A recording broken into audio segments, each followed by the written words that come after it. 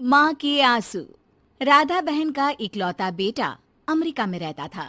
एक दिन राधा बहन का किराएदार कहता है, अरे माँ जी अकेली बैठी रहती हैं, बेटे के पास क्यों नहीं चली जाती? अरे कैसे चली जाऊं, नई नई शादी हुई है, अभी तो थोड़ा बहू के साथ समय बिताएगा, तभी तो दोनों के बीच समझ बढ़ेगी ना। अरे कैसी बात कर रही हैं माँ जी, समझ बढ़ाने के लिए 5 साल काफी होते हैं।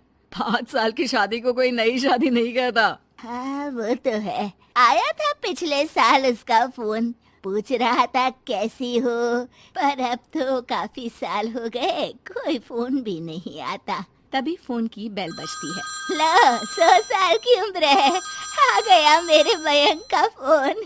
अच्छा कैसे पता कि ये फोन उसी का है? अरे कैसे पता नहीं चलेगा, माँ हूँ मैं। अरे रहने दो माँ जी, 1 साल से जिसका फोन नहीं आएगा वो अब क्या करेगा? होता भी वही है, फोन पर मयंक है। कैसी हो माँ? अरे बेटा तेरी आवाज सुन ली, अब तो मौत भी क्यों ना आ जाए, बहुत याद आती है बेटा। माँ मैं वो ऑफिस में था।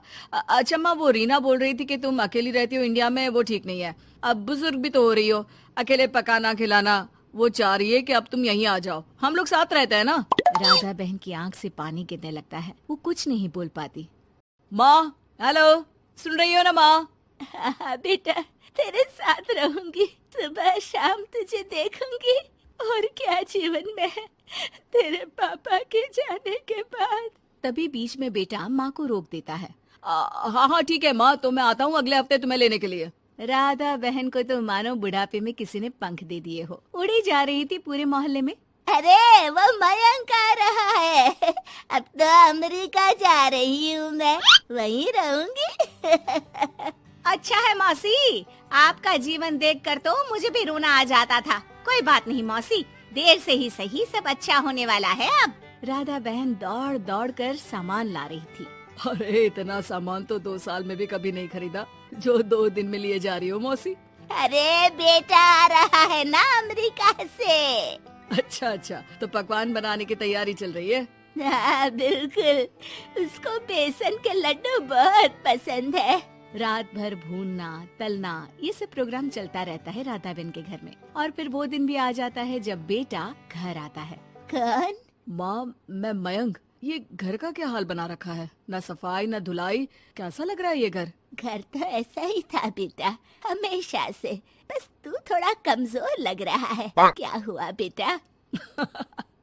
ये कमजोर नहीं फिट होता है माँ। वैसे और बता क्या हाल है तेरे? बेटे के मुंह से हाल पूछने का अंदाज भले ही फॉर्मेलिटी वाला हो, लेकिन राधा बहन की आंख फिर भर आती है। अरे यार ये तुम्हारी हर बात पर रोने की आदत न जाने कब जाकर खत्म होगी। सही कहती है रीना तुम्हारे लिए। रीना बहू क्या कहती है मेरे लिए? यही कि बस यही एक आदत है तुम्हारी माँ की, इमोशनल ब्लैकमेल। अरे यार अब इसमें रोने की क्या बात है?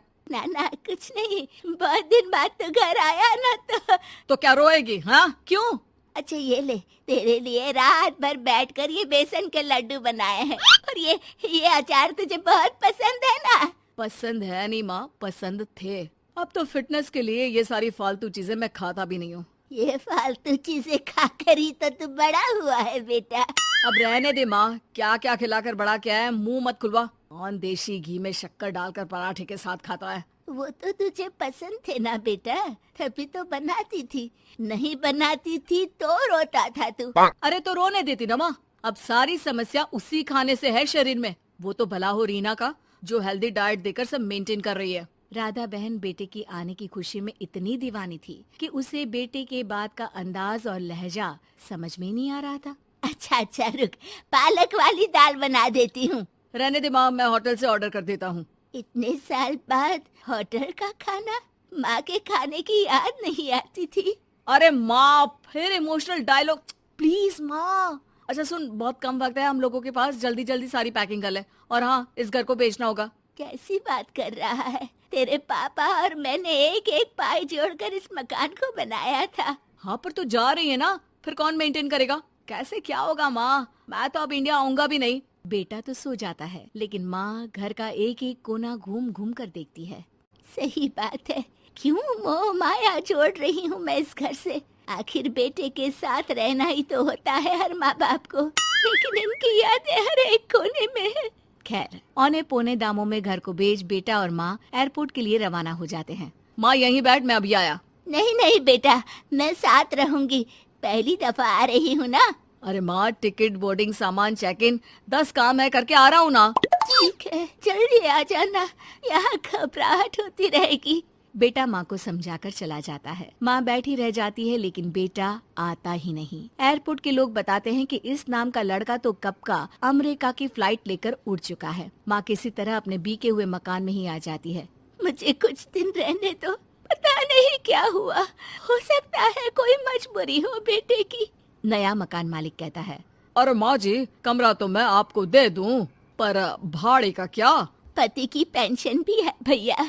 ठीक है, आप आराम से रहिए, लेकिन एक बात बताइए, आप किसी रिश्तेदार के घर क्यों नहीं चली जाती? अरे कैसी बात कर रहे हैं आप, मेरा बेटा कभी भी आ सकता है।